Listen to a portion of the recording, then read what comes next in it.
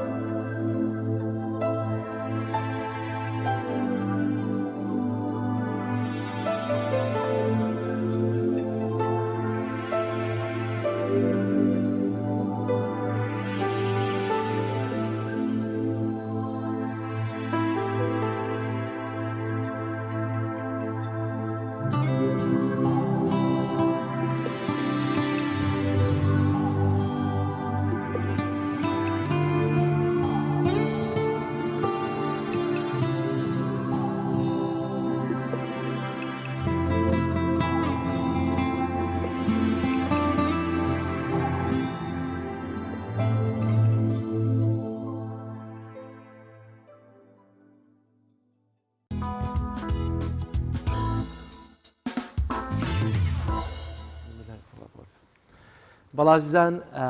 ڤیتیەکمان هەیە هەر لەسەر دەشتی شارە زۆر کە بۆی ئەم سەرماسۆڵی کە لە ئێستادا هەیە هەرچەندە سەرماکی پلەکانی بەو شێوازەش نییە بەڵام بەپێی وەرزەکە نەدەبوو بەم شێوازی بە دەبوو باران ڕێژەی زیاتر ببارێ لەبەر ئێمە هەندێک گرفت و زیانی بەرجوتیاران گەیاندووە بە تایبەتی لە دەشتی شارە زۆر و ئەمە ژوای کردووە بەشێکی زۆر لە جوتیاران پەنا بۆ بیتە پلاستیکیەکان ببن و بەشێکی لەبەر پاراستن لە سەرما بەشێکی لەبەر زوو پێگەاندنی هەندێک بەروبوومی کوشت و کاڵی وشیار محەممەد لە شارە زورەوە ڤیتێکی بۆ ئامادەکردین پێشەوەی بچینە سەر بابەتە سەرەکیەکەمان کە لە قسەکردنە لەسەر کوشت و کاڵ و ئەو زیانانەی بەر جوتیارانی شارە زۆر کەوتون با پێکەوە بینێریەوە ڤیتیەی وشیار بین.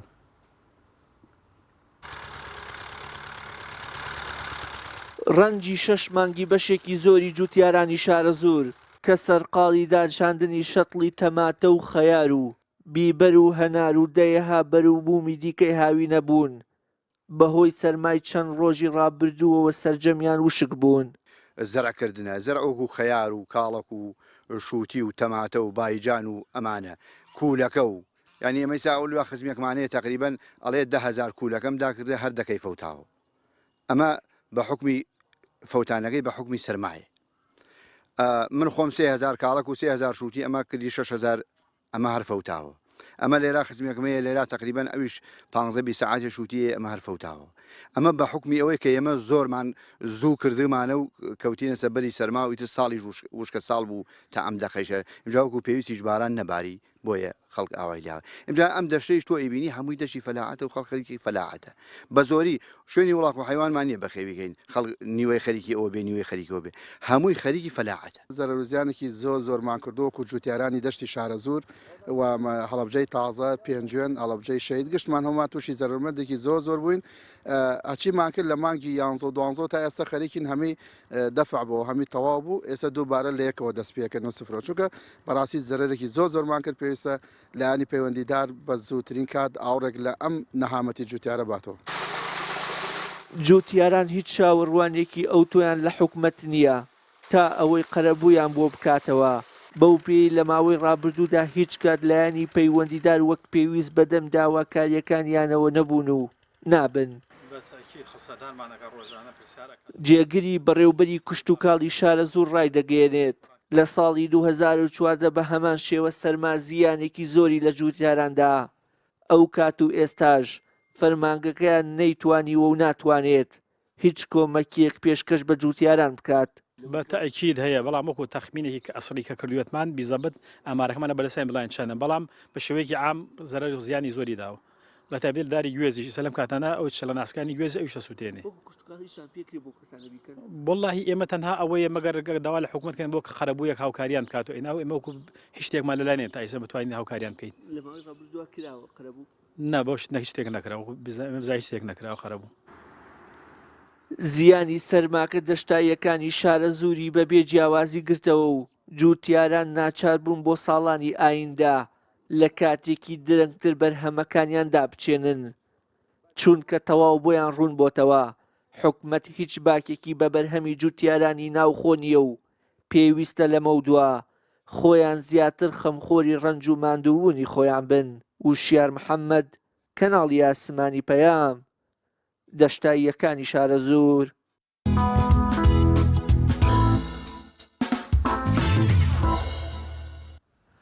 ئایزان دووبارە سڵاوتان لێوێ لە تەوەری یەکەمی بەرنامەکەمانە قسە لەسەر ئەو زەرەر و زیانانە دەکەین بەرهەمە کوشت و کاڵیەکان و وەروەها بەرهەمی جوتیاران کەوتووە لە دەشتی شارەزوور بە میوانداری زۆر بەڕێز کاک عوسمان کەریم جێگیری بەڕێوەری کوشت و کاڵی شارەزوور. کاک عوسمان سڵاوت لێبێ و بەیانیت باش ئەگەر پێمان بڵێ ئەو زەرەر و زیانانە چین بەر کوشت و کاڵی هەروەها بەرهەمە کوشت و کاڵیەکان کەوتون لە دەشتی شارەزوور. سڵاو لە بەڕێزێ دۆ لە بینەرانی بەڕێزیش ئەو زەرەر و زیانانەی کە ئێستا حالین ڕوویداوە بەهۆی ئەو شکە سەرماوە بۆ کەوتە چەند ماوەیەک لەمە پێشەڵی کرد ئەو شەتڵانەی کە داکرا بوو زیاتر شەتڵەکان زەرەرمەند بوون بە تایبەتی ئەوانیشی کە لە دەری لە خانی پلاستیکی و لەژێر لایلۆنان نەبوون تەمان ئەوەی کە داپۆشرابێ زەرەر و زیانی کەمترە بەڵام ئەوەی کە دانەپۆشراوە لە دەرەوە سەرماکە بەهۆی وشکی سەرماکەوە هەموو شەتڵەکان تیاچوون بە تایبەتی تریش ئەو هەنارانەی کەوا هەنار لقی تازەی کردووە بۆ کاتی گوڵکردن ئەویش هەمی ئەسووتێنێ کۆمەڵی زەرەر و زیانی تیژە بەدێلدار گوێزەکان منتیقەی بڵێن هەورامان ئەوانیش زەریان پێگەیشتەوە دارە لقە تازەکانیان هەمی سوتاوە و سەرماکە هەڵی وەرێنێ ئەوی سووتێنێ ئەوش بۆی ئەوش کە سەرماوە کە گۆڕانکاری لە کەشوهەوار ڕوەدات ساڵانە ئەمە چەند جارێک دووبارە بێتەوە. زۆر باشە بە دیاریکراویەوە بەرهەمانە چی و چین کاک عوسمان لەوەی کە زیانیان بەرکەوتووە و ئایا لە وەرزشات سەرما بەو شێوازە زیانە ئەداتە بەرهەمە کوشت و کاڵیەکان؟ بەڵێ زیاتر بە شەتڵی تەماتەیە شەتڵی خەیارە شەتڵی بیبەرە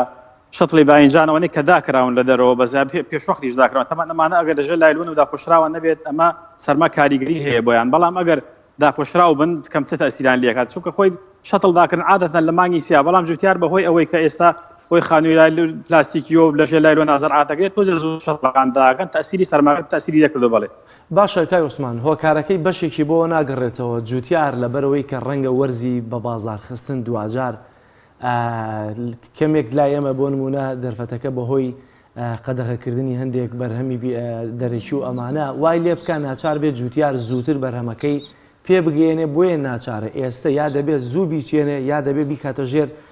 بەیتی پلاستیکیەوە هۆکارەکەی بەشێکی بۆ ئەمە دەگەڕێتەوە گەرنا بە چەند ڕۆژێک تەخیری بکەن تاکەشوها کەمێک باشتر بێ و کاتە شەتڵەکان دەست پێ بکەن.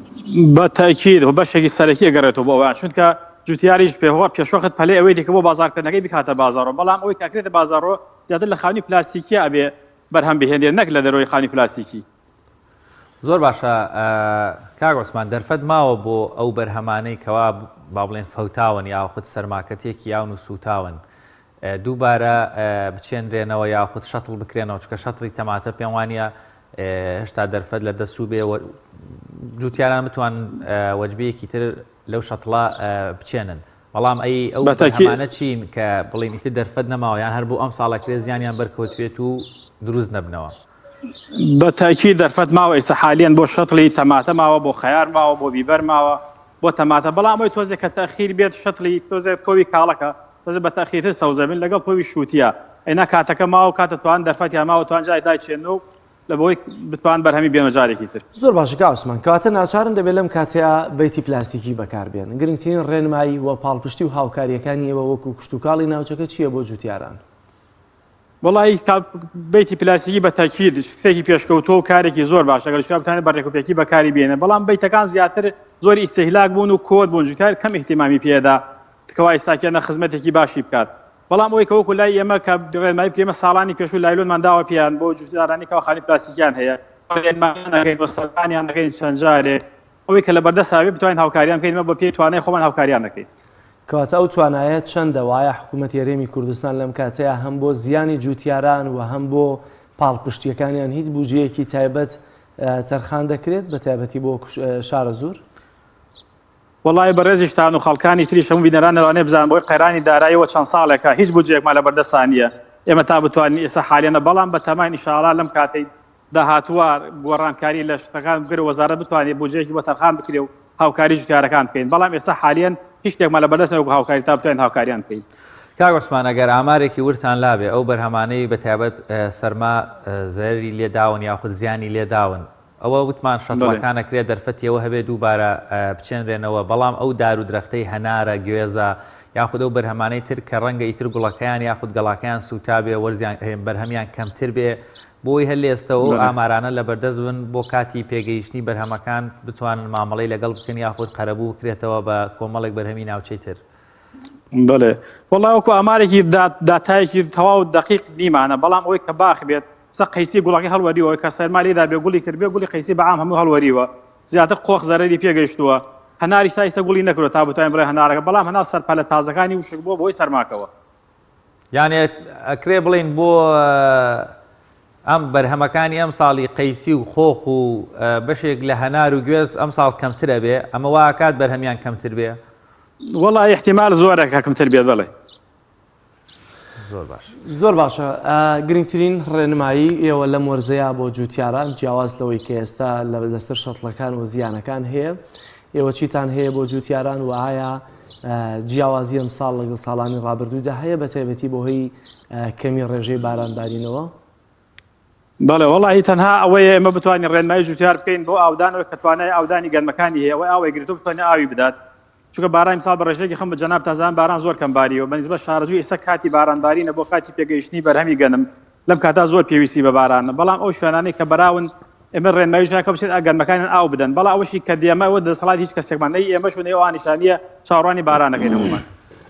کاگە عوسمان لە ناوچەی گەرمیان و وەروەها ناوچەکانی باشووری عێراق و بە کوردستانی خۆشمانەوە لە ناوچەی گەرمیان و مەنتیقەی کەلار و ئەو ناوچانە بەگشتی وشکە ساڵی ڕاگەیەنرا بەرهەمەکانی گەنموجۆ بە تایبەتی زیانێکی زۆریان بەرکەوتووە و ئیدی ناکرێ دروێنە بکرێنەواتە لە دەست دەرچوون بەگشتی دەشتی شارە زور لە وشکە ساڵی بارەدۆخی چۆنە گەنمەکان دەرفەتیەوە ماوە سوودیان لێوەربگرێ یاخود ڕێگە چارە ماوە یاخود ئەوێژ وشکە ساڵی تەسیری لێ کردووە تا ئەم دەقەیەکە لەگەڵ تۆ قسەکەمی سەشک زۆر باشە تا ئیساتێن ئەوەی پێوە دیاری بەستە زەرەی زۆر پێ نەگەشۆ شکوت ئەگەر خوا باران بانە ئەوەی تێ بەتەوی شەڵای زیانێکی وها ناکەین بەڵام تینەتی پێوە دیارە بەڵام شکر زۆر باشە تا ئیساتێنە زۆر باشە کاک عوسمان لە ئێستادا کە بەهۆیە موشکە ساڵیەوە کە لە هاتووەتە ئاراوەڕ چەند دەتوانین هەندێک ناوچە هەیە جیاوازەوە ڕێژەی بارانبارین فەرقی کردووە ئەتوانین بڵێن کاریگەری لەسەر چه جۆرە بەرهەمێک هەیە وەک کاک شوان ئاماژەی پێکرد کە هەندێک بۆن لە گەرمەکان زیانیان بەرکەوتووە ڕەنگە بۆم ساڵ تەنان دەرفەت نەبێت جارێکی تر بیچێنێتەوە بەڵام ئایا هەموو ساڵەکانی ڕابردوو لە سەردەمی ئەو کاتانی کە بوجە بۆ وشکە ساڵی تەرخانەکرا قەرەبووی جوتیار دەکرایەوە ئایا ئەم ساڵ هیچ پلانێکتان هیچ دەرخستەیەکتان هەیەەوە بە دیاریکراوی کامانن ئەو بەرەمە کوشت و کاڵیانەی کە ڕەنگە لە بەرکەمی ڕێژەی بارانبارین و ڕێژەی بەرەمێنان کەم بێتەوە زیاتر ناوچەی شارەزووری ئێمە جەنابتان نەزانن تەنها گەنم و جۆ زیاتر بەرهەم دێنین لەگەڵ بەعزێ گەنمی وش وەکو نۆک و ترۆزی ئۆشتانە بە دێمی ئەکرێت بەڵام تاثیرەکەی تا ئیساکەنە بۆش کە ساڵی ڕانەگەیراوە تا ئیسە سواز بەخوا باشە بەڵام لە مەنتیقە بەرزایەکان وان تۆزێ گەنم پیلوێتی بەڵام دەشتی شارەزۆر بەعام تا ئێستا تام حەدە نەگەیتەوە حاڵەتیەوە کە بلێ وشکە ساڵێ لێرانە. کاک عوسمان بابەتێکی تر هەموو ساڵێک لە سەرەتاکانی وەرزی بەهار و ئیتر بەرەو گەرما دەڕۆین بەشێک لەو حەشەرات و وەروەها کولە و قاڵۆنچە و کۆمەڵێکی تر لەوانەی کەوا لە خاک زین و دەبنەوە بەرە وەرزی گەرما دەڕوا بەشێکیان زیان لە بەرهەمە کشت و کاڵەکان دەدەن لەبەرەوەی ئەم ساڵ وشکە ساڵیە و یاخود لە هەنێک لە ناوچەکانی کوردستان وشکە ساڵی ئەگەر ئەوەی هەیە بەرهەمەکان کەمتر بن و گەر ئەم بابەتەشی بێتە سەرزیانەکان دووقات دەبنەوە هەل ئێستۆ بیرتان لەوە کردوێتەوە ئامادەکاری بکەن دەرمان بەسەر جوتیارانە دابەش بکەن لە کاتی هاتنی هێرشی کولی و سوونە هەرچەند ڕەنگە هێشتا زوو بێ بەڵام پێشوەختە بۆەوەی ئەوانیش نەبنە هۆی کاری کەمکردنەوەی بەشێکی تری بەرهەمەکە. بەڵێ ئێستا حالیان ڕوپێوەکەین بۆ سوون تایبەتی ئێستا کاتی سوونە سوون کاتی گەڕادانێتی ئێستا حالیان ڕوپێوی ئەوەکە نابزانین نسبەتی سوون چەندە لە شارەزوورە تەمەن ئەگەر سوون هەموو ساڵێک هەر بێت زەرە و زیانێکی زۆر لە گەنموجۆدات بۆیە ئامادەکاریەکەن و دایرەشمان مدیریت ماگادار کردوەوەش هەموو خەرکەرێک حاضرە کاتی پێویست ساتوانین دابەشێن بەسەریانە ئینشاءالله. سەبارەت بە شەتڵە کشت و کاڵیەکان لە ئێستادا چی هەیە وایە شەتڵمان هەیە لە دەرەوە هاوردە بکرێت؟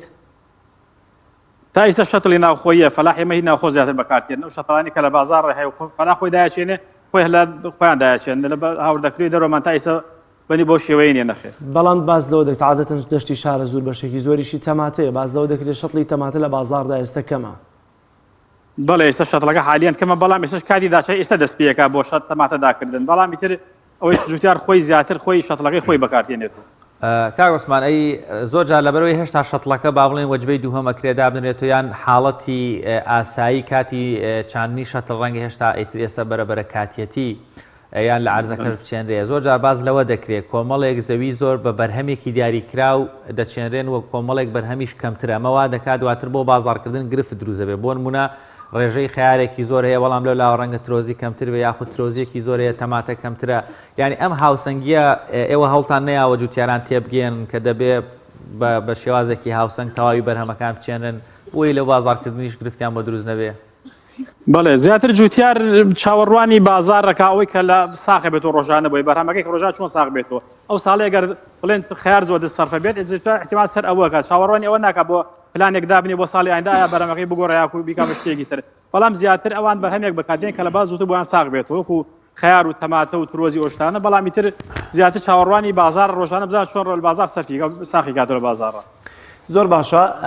هاتنی پارەی گەرمی جوتیاران هیچ هەندەر بووە بۆی کە ڕێژەی چاندنی گەنم یاخۆت ئەوەی کە هەندێک خەڵک زیاتر پەنا بۆ جوتیاری و بۆ فەلاحیەت بەرن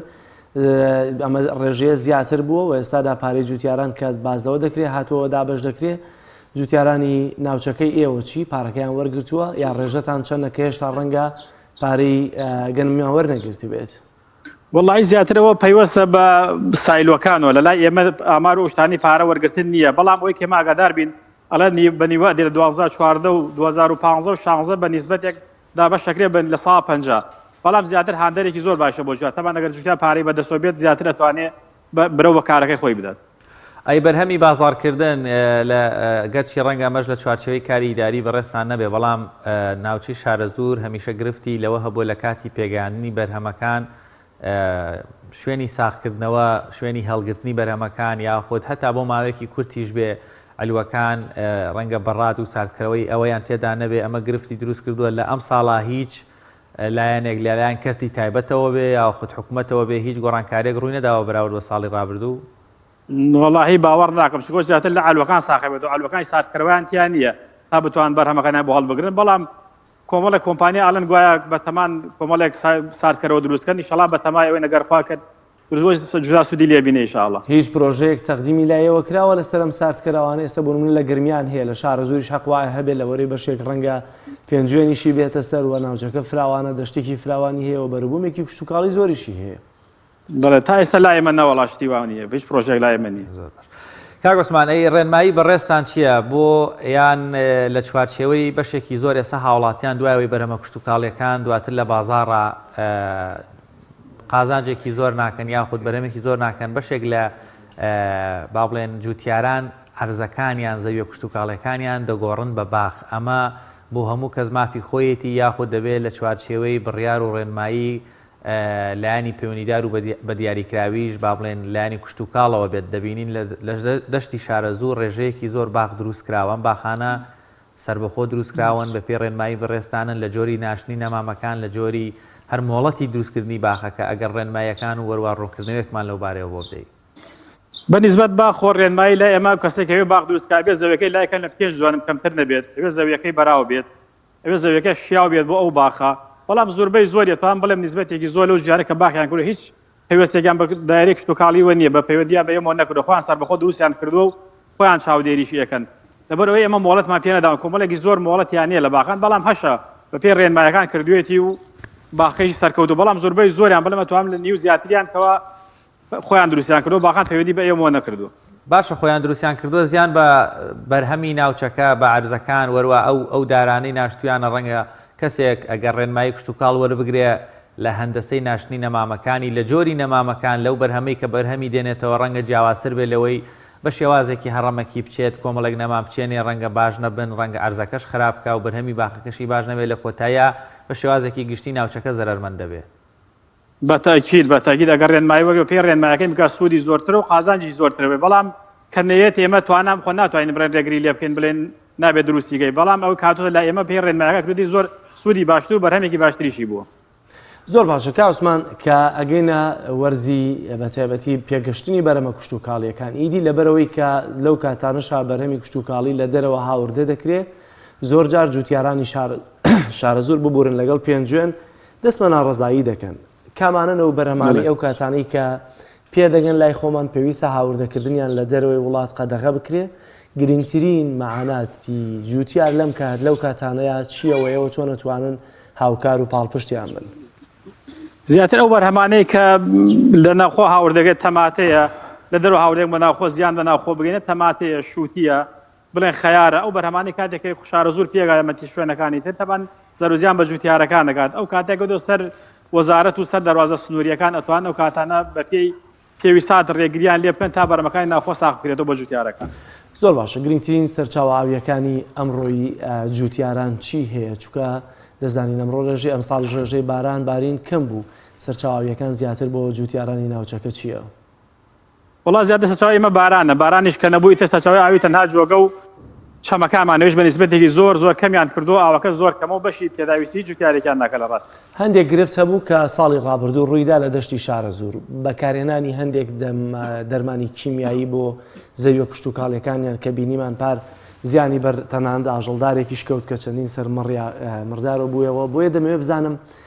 ئەمساڵ چی وە بەتایبەتی هەندێک گرفتی دیکەشە بوو لە پێگەیاندنی شووتی دەرمانیان تێکرد بۆی کە گویا ڕەنگی سوور بێ زوو پێ بگا چاودێریەکانی ئێوە لەم ڕۆ لە گرنگترین ڕێنمایەکانتان بۆ جوتیاران چۆنە لە کاتی دەرمان وەشاندن لە زەویە کشتتوکاڵیەکانیاندا وڵا ئەو دەرمانەی کە لەلایەن ئێمەدا بەشێک دەرمانەکان تەمان سەرچاوەیەکی چاکواتۆ لە وەزارەتەوە تاقی کراونەتەوە ڕێگەی پێدراوە ئەوەی کەمە پێ ڕێنمایەکەی خۆمان دابەژێ هیچ زەرورزیانێکی نیە بەڵام ئەوەی کە باسەگرێک کە شووتی وا لێکرا و دەرمانوا بووە ئەوە لە ڕێ ئێمە لە ڕێ بازار ڕۆهاتۆ لە ڕێ تیجاری و هاتۆ بەڵام ئەوەی کە سەر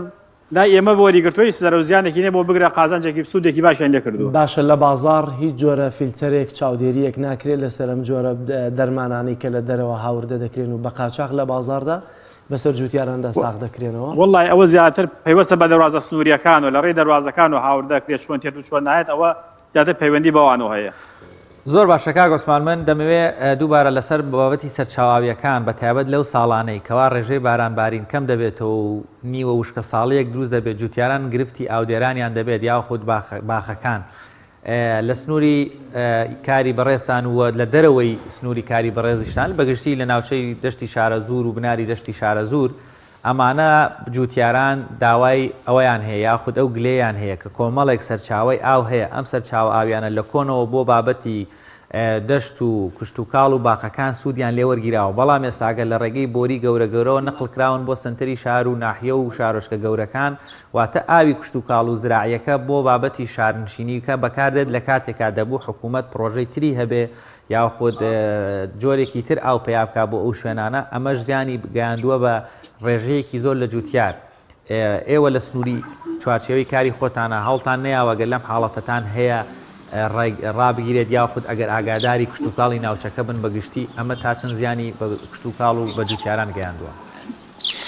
وڵای لە سنووری ئەمە پرۆژەی وەها نییە تا ئاوەکە سەرچاوی ئاو بێت و دابشکرای بەسەرەوە تەنها ئێمە ئاوێکمان هەیە ئەویش ئاوی بێسانسوورە بۆ هەموو شارەکان دابەشەکرێت بەڵام لە سنووری ئەمە پرۆژەی وا گەورەی ئاوی تیان نییە و زەرەوزیانی تەنها ئێمە تەنها ئاوی باران و سەرچاوی ئاوی تانجەرۆ و ئەو ئاوە ئینانەمان هەیە نەزیاتر ئەو ئاوانەمان لای ئێمە نییە. تانجەرۆ سەرچاوی ئاوی تانجەرۆ زیان بە بەرەمە کشتتوکاڵەکان ناگەێنێت چکە دەزانین ئاوی تانجەرۆ مادەیەکی کیمیایی زۆر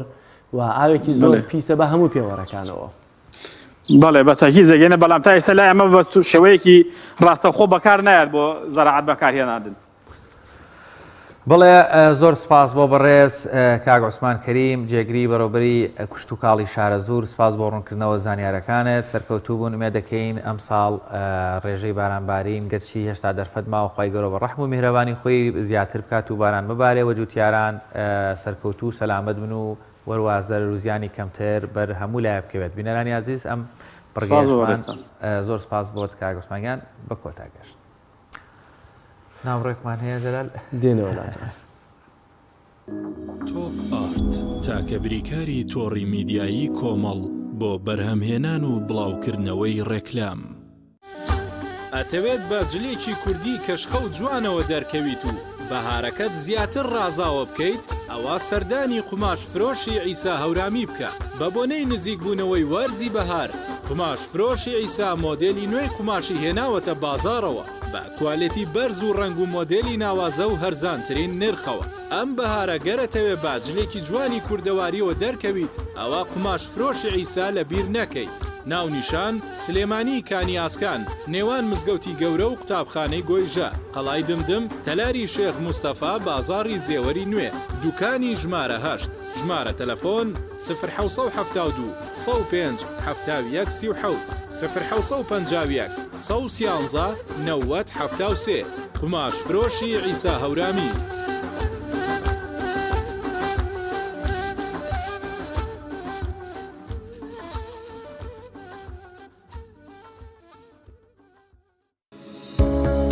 کۆمپانیای ئاکۆ کەریم. کۆمپانیای ئاکۆ کەریم جوانترین دەرگا و پەنجەرەی ئەلمینیۆمی عازل و سیستم بە قەبارەی جیاواز و شوشەی دەبڵجام بە شێوازی سادە و نەخشدابین دەکات. هەروەها جۆرەها ڕەنگی شوشە بە باشترین کوالیتی. بۆ ئەوەی ماڵێکی ئارامت هەبێت و بە دوور بیت لە ژاوەژاوی دەرەوە بۆ ئەوەی دەرگا و پەنجەرەی ماڵەکەت بۆ ماوەی دەیان ساڵ وەک خۆی بمێنێتەوە و ژەنگ و داخوران و کاڵبوونەوە ڕوونەدات، کۆمپانیای ئاکۆ کەریم باشترین دەرگا و پەنجەرەتان بۆ دابین دەکات بە باشترین کوالیتی و نوێترین دیزاینی سەردەمیانە. ناونیشان هەولێر شەقامی کۆیە کەس نەزان بەرامبەر شوقەکانی پلاس لایف خواردبانکی حەمرین 0950 411 71 11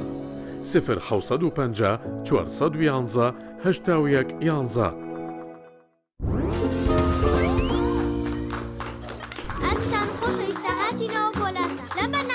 خۆشترین و باشترین جە بە ساڵ دەبژێرین سەرەتاش لە بەشداربووی دەستەچەتمانەوە دەست پێەکەین. پرسیاری یەکەممان دەڵێت کام لەم تامی جوبسانە خۆشترینە؟ سرکە، مریشک، ئیندۆمی، پەنیر. ئیندۆمی. وەڵامەکە زۆر ڕاستە. ئێستا دەچینە لای بەشداربووی دەستە ڕاست. پرسیاری دووەممان دەڵێت کام جۆری جبس منداڵە زیاتر ئارەزووی دەکەن؟ سەدڵ، کیسە، خێزانی هەمویان. بە دنیایەوە بووە. وەڵامەکە زۆر ڕاستە. ئازیزان خۆشەویستان، بەشداربەکانمان خاڵەکانیان یەکسانن. کۆتا پرسیار ئاراستی هەردووکیان دەکەین. کامیان زووتر وەڵامیاندایە دەبێتە براوی پێشبڕکێکەمان. پرسیارەکەشمان دەڵێت هەموو ئەوانەی کە وتمان لە چ جبسێکدا هەیە؟ بۆسە ئەوانەی کە باسمان کرد بەس لە جبسی نینیایە. لەی جبسێکی ترا نەم خواردووە؟ ئەوەدا لەناو جانتاکەشمان پێما. حەزەکەم خۆشتان تاقیکەنەوە دڵنیام هەڵبژاردنە ڕاستەکە جبسی نینی. بێگومان وەڵامەکە زۆر ڕاستە. دڵنیا بمبینیە ئەو جبسەی وێنەی نییە کەرتامێکی بێخۆشە بۆ من بۆ ئەو بۆ تۆشە. ئادەی پێم بڵێن چییە؟ نینیە و هەر نینیە. جبسی نینی تامێکی لە یاد نەکراوە. کۆمپانیای ئیست میدلەند فود گەورەترین کۆمپانیای کوردیە لە هەموو شانشینی یەکگرتووی بەریتانیا. کە ڕۆژانە چەندەها تۆن خۆراک و خواردنەوە بۆ مارکێت و کۆگەکانی بەریتانیا و بەشێک لە ئەوروپا دابین دەکات. ئیست میدلند فود بۆتە جێگەی متمانەی ڕەوەندی کوردی. سەرجەم بەرهەمەکانی لە 100% حەڵاڵ و بەپێی بنامەکانی ئیسلام و ڕێنماییە تەندروستی و یاساییەکان بەرهەمەکانی دەخاتە بازاڕ. ئیست میدلند فود لە ماوەی 5 ساڵ کاردا بۆتە جێی متمانەی مارکێت و کۆگەکانی بەریتانیا و ناوبانگی بەرهەمە کوردیەکانی لە هەموو بەریتانیا بەرز کردوێتەوە. و لە ئێستادا خاوەنی کارگەی شیرینی بەتام، نانی تیری بەتام و ترشادی بەتامە. ئیست میدلند فود خاوەنی 14 براندی خۆیەتی و 2200 بەرهەم لە زۆربەی وڵاتە پێشکەوتووەکانی جیهانەوە هاوردە دەکات. ئیست میدلند فود بکە بە سەرچاوەی خۆراک و بەرهەمەکان و دڵنیابە لە کواڵەتی و حەڵاڵی. ئۆفیسی سەرەکی ئیست میدلند فود لە شاری نۆتینگهام.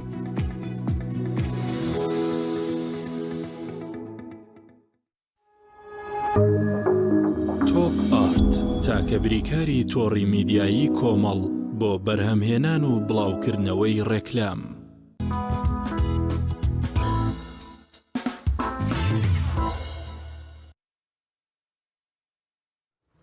بەڵازدان و خۆشەویستان لە بڕگەی یا پێشەوەی کە بچینە لای بڕگەی دووەم کە قسەکردنە لەسەر بەرگری لە هاوڕەگەزخواست یاخۆت پەرەدان بە خراپەکاری کە ماوەی چەند ڕۆژێکە لە سلێمانی کۆمەڵێک هاوڕەگەزخواست دەستگیر کرابوون کە دەستگیرکردنی نەتوانم بڵێم بەپێی یاسا بوو، بەڵام سەرەڕای ئەو هەموو خراپەکاری و فەسادی کە لە هەرێمی کوردستان ئەنجام دەدرێت، سەرەڕای ئەو هەموو بەرتەسکردنەوەی ئازادی و دەستگیرکردنی ڕۆژنامەنووس و چالاکوان و شەختە هەڵدان لە مامۆستا بەجاخەوە قۆنسوڵخانەکان و نوێنەری وڵاتانی ئەوروپا و ئەمریکا بەو شێوازی ئێستا بەدەنگ نەهاتن کە لەسەر دەستگیرکردنی چەند کەسێک لە ژێر هەندێک ناونیشانی با بڵێن جوانکراو بۆیان لە ئەساسا خراپەکاری و بڵاوکردنەوەی فەسادە لە کۆمەڵگەی ئێمەکە لە دوورە لە شەرع و لە ئاینی ئیسلام و دوورە لە کەلتوری جوانی کوردەواری خۆمانەوە بەجاخەوە هاتوونەتە دەنگ بۆ ئێمە دەمانوێت لە تەوەری دووەمی پەیامی ڕۆژدا قسە لەسەرەوە بکەین. ئایا ئەمەی دەکرێت پشتیوانیە لە هاوڕەگەزخواست یاخۆت پەرەدانە بە خراپەکاری؟ پێشەوەی بچینە لای تەوەری دووەم دەچینە لای ڕووماڵ و گواستنەوەی زانیاری و چالاکی شار و شارۆچەکانی هەرێمی کوردستان لە ڕێگەی پەیامنێرەکانمانەوە. سەرەتا دەچمە کەرکووک لای پەیامنێرمان چیانووری. چیا سڵاوی خوا لێبێت و ئەم کاتت باش. دەمەوێت بزانم گرنگترین زانیاریەکانی کەرکووک چییە؟ ماوەیەکە لە کەرکووک دیارە قەدەغەی هاتوچۆ تەنگی بە هاوڵاتیان هەڵچنیوە بە پاساوی بوونی کۆرۆنا کە بەداخەوە ئەم بوونی کۆرۆنایەش لە ئێستادا کەسەری هەڵداوە لە هەرێمی کوردستان بۆ هەندێک پرسی تایبەت کۆرۆنا هەیە زەق دەکرێتەوە وەکوەوەی کە نزیک دەبینەوە لە مانگی پیرۆزی ڕەمەزان باس لە بوونی کۆرۆنا دەکرێت، بەڵام لەولاوەکمە لە مەراسیم ئاینیەکانی غەیری ئیسلام کە دێن کۆرۆنا بوونی نییە کاتێککە پاپادێ بە هەزاران کەس لە گۆڕەپانێکدا کۆ دەکەنەوە کۆرۆنا بوونی نییە، بەڵام کاتێک نزیک دەبینەوە لە مانگی پیرۆزی ڕەمەزان کۆرۆنا ڕێژەکەی بەرزتر دەبێتەوە و بۆی کە بڕیار بە پاساوی بوونی کۆرۆنا بڕیاری داخستنی مزگەوتەکان دەدەن کە بینیمان لە هێنی ڕابردوودا چۆن دەرگای مزگەوتەکانیان داخست. دەچمە سەر ڕووماڵ و گواستنەوەی چالاکی و زانیاریەکان و کاماژەم پێکرد لە کەرکووکەوە چیا وەردەگرم. چیا سڵاوی خوا لێبێت و ئەم کاتت باش. گرنگترین زانیاریەکان لای تۆ چین؟ سڵاو لە ئێوە و لە بینەرانی کەناڵی پەیام. ئەمڕۆ بە هاوکاری فەرمانگەی تەندروستی کەرکووک هەڵمەتێکی خوێنبەخشین لە نەخۆشخانەی ئازادی لە بانکی بەخشینی خوێن بەڕێوە دەچێت. دیارە هەڵمەتەکە پێش هاتنی مانگی ڕەمەزانی پیرۆزە لەبەر ئەوەی لە مانگی ڕەمەزاندا زیاتر هاوڵاتیان ناتوانن بچن خوێن ببەخشن و لە ئێستادا بانکی خوێن وەکو لە پێشتر ئاگداریدا بوو کە پێویستی بە خوێن هەیە. ئەمڕۆ هەڵمەتەکە دەستی پێ کردو دیارە تا دوانیوە ڕۆی ئەمڕۆ بەردەوام دەبێت تاکو ئێستا ژمارەیەکی زۆر لە هاوڵاتیان ڕویان کردوتە بانکی خوێن لە نەخۆشخانەی ئازادی تا خوێن بەخشن. ئەم خوێن بەخشینە زیاتر وەکو باسم کرد بۆ مانگی ڕەمەزانی پیرۆزەوە دابش دەکرێت بەسەر نەخۆشخانەی شێرپەنجە لە کەرکووک و ئەو کەسانەی کە نەخۆشی تالاسیمایان هەیە. بۆیە ڕۆژانە نەخۆشخانەی ئازادی و بانکی خوێن لە نەخۆشخانەی ئازادی پێویستی زیاتری بە خوێنە تاکو ئەو بۆشانەوە ئەو هاوڵاتیانەی کە دێن بۆ وەرگرتنی خوێن زیاتر بانکی خوێنی نەخۆشخانەی ئازادی خوێنیان پێ ببەخشی و لە بەرامبەردا هاوڵاتیان بێن ئەو کە لێنە پڕ بکەنەوە یا ئەو خوێنانەی کە لێرە دادەنرێت ببەخشێ بەسەر ئەو نەخۆشانەی کە باسم کرد. من لێرە قسە لەگەڵ کارمەندێکی بانکی خوێن دەکەم. سڵاوات لێ بێ دکتۆریان. ئەگەر پێمان بڵێ ئامانج لە ئەم هەڵمەتەی ئەمڕۆ چییە لە بانکی خوێن لە کەرکووک؟ بەڵێ جان ئەمەز لەم هەڵمەتە ئەمڕۆ بۆ پڕکردنەوەی ڕەسیدی با بڵێن ئەو کلێنەیە کە دروست بووە زیاتری ژەمانەوەی چۆنە لێ خەزنێکە بێت و ڕەسیدێکی زیاترە بێ بۆ مانگی ڕەمەزان بۆ مەبەستەیە بە زیاترە ئامانجی ئەم هەڵمەتە. تاکو ئێستا هاوڵاتیان تا چۆن هاتوون بەدەم داواکاری فەرمانگەی تەندروستی کەرکووک و کەسانی کە پێهێستاون؟ بەڵێ جان تا ڕادێکی زۆر باشە بەڵام هیوادارین زیاتر بین لەبەرەوەی بەڕاستی کەسانێکی پێویستیان بۆ خوێنەیە. ئەم خوێنە زیاتر بۆ چێە؟ ئایا ڕۆژانە دەبەخشرێ بۆ کەسانی کە لێرە نەشتەرگەری دەکرێن و پێویستیان بە خوێنە یا دەنیرێدرێت بۆ شوێنی تر لە ناو شاری کەرکووک؟ بەڵێ جان ئەو شوێنانەی کە بە بەردەوام پێویستیان پێەیە ئەوانە کە نەخۆشی ئەورامیانەیە سەرەتانەکان تەلاسیمیا هەمووی پێویستی بەڕاستی ئەوانە چۆنە لێوە ڕۆژانە ئێمە بێ ڕەسیدێکمانە بێ ڕۆژانە بۆ ئەوان. ڕەسیدەکە چەندە؟ ینی ڕۆژانەیەوە بێت چەند بەخشن بەو دوو شوێ دوو نەخۆشی ینی ئەو چینە نەخۆشانی کە ئێستا باست کرد وەکو تالاسیمە و ئەوانەی کە نەخۆشی شێرپەنجەیان هەیە؟ ئەگەر وەکو ڕۆژانە وەرەگرین ئەتوانم بڵێن بە معدل ڕۆژانە 50 بەتڵیان پێویستە. بەڵێ جان ئێستا لە ئێستادا بانکی خوێن پێویستی بە چ جۆرێک لە خوێن خۆتەزانی هەندێک خوێن هەیە دەگمەنەوە ئێمە لە ماوەی ڕابردوودا بانکی خوێن ئاگداریدا بۆ کەسانی کە دەتوانن خوێن بەخشن بێن ڕووکەنە ئێرەوە خوێن بەخشن. ئێستا پێویستیان بە چ جۆرە لە خوێنێکە لێرە؟ بەڵێ جان وەکو پێداویستی ئێستا ئۆزایدمان پێویستە جۆری ئۆزایت لەگەڵ هەموو نەگەتیڤەکان بەعام لەبەرەوەی کەمە بەگشتی ئەو خوێنانە کەمە. دیارە لە ماوەی ڕابردووشدا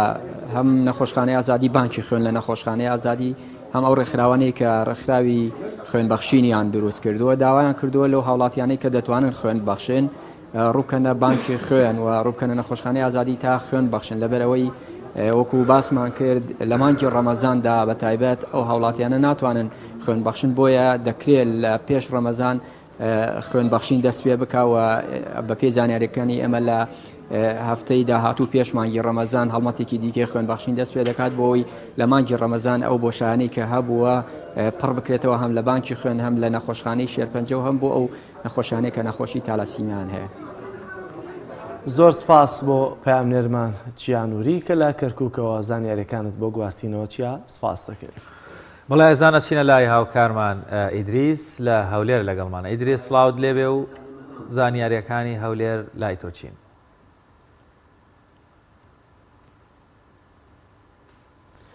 بەڵازیزان دیارە تاو کاتێکە پامێرمان ئیدریس ئامادە دەبێت دەچینە سەر ئەو بابەتی کە لە تەوەری دووەمی ئەمڕۆدا قسە و گفتوگۆی لەسەر دەکەین. دیارە باسمان لەوە کرد کە تەوەری دووەمان قسەکردنە لەسەر بەرگری لە هاوڕەگەزخواست یاخۆت پەرەدان بە خراپەکاری کە لەم چەند ڕۆژەدا ئەوەی دوایەوەی کە لە سلێمانی چەند کەسێک دەستگیر کران بە تۆمەتی هاوڕەگەزخوازی. دیارە قۆنسوڵخانەی ئەمریکا بەدەنگ هات لەسەر ئەم پرسە بەڵام لەولاوە نزیک بە 6 مانگ زیاتر دەبێت بەشێک لە چالاکوان و مامۆستایان کە لە پێناو قوت و ماف و موچەی خۆیان هاتبوونە سەر شەقامەکان دەستگیر کراون و قۆنسوڵخانە تا ئێستا بەم شێوازە ناهاتووە لە کاتێکە بە بۆچوونی زۆرینەی یاساناسان و زۆرێک لە خەڵکی هەرێمی کوردستان تەنانەت سیاسیەکانیش دەزانەوەی کە لە بادینان گوزەراوە سیاسیە نەگیاسایی بەڵام دەبینین لەسەر بابەتی هاوڕەگەزخوازی چۆن وڵاتان دێنە جواب بۆ داوای ئازادکردن و داوای ئازادیکردنی تەنانەت ئەم پرسە دەکەن لە کۆمەڵگەی ئەمەدا کە دیارە هاوڕەگەزخوازی لە کۆمەڵگەی کوردیدا و بەپێی شەرعی پیئین ئیسلام وەروە بەپێی یاساکان قەدەغەکراوە و تاوانە. با لەسەرم بابەتە قسە بکەین بە میوانداری بەڕێز سەباح قارەمانی بانخواستمەوە. سەباح بەخێر بێت. بخێر بێ مامۆستا. بەخێر بێ مامۆستا سەباح. ئەمەی کە ئێستا دەکرێت بە تایبەتی بالەوەی قۆنسوڵخانەی ئەمریکاوە قسە لەسەر بکەین کە لەسەر ئەم ڕاگە هاوڕەگەزخوازانە هاتووەتە جواب ئەمە پاڵپشتی و بە حسابی خۆیان بەرگریە لە مافی تاک و ئەم بابەتانە ئازادی یاخۆت ئەمە پەرەدانە بە خراپەکاری ئەمە پەرەدانە دەیانوێ ئەو کەلتورە جوانە کوردەواری کە ئێمە خۆمان هەمانە بیکەن وەکو ئەوروپا دەیانەوێ ئەو ینی هەندێک ئێمە پابندبوونی تایبەتی خۆمان هەمانە هەم بە کەلتوری خۆمانەوە هەم بە ئاین ئیسلامەوە دەیانەوە ئەم پابندیە بشێوێنن. بەناوی خۆی گەورە میهرەبان، سڵاو لە جەنابتان و سڵاو لە بینەرانی پەیام. بە دڵنیاییەوە کاک جەلال ئەوەی کە ئەمریکا کردی ینی جێی تێبینیە لە لای زۆربەی زۆری گەلی کوردی مسلمان، چکە میلەتی گەلی کوردی مسلمان کە بە ڕێژی زیاد لە سەدان 90 مسلمانە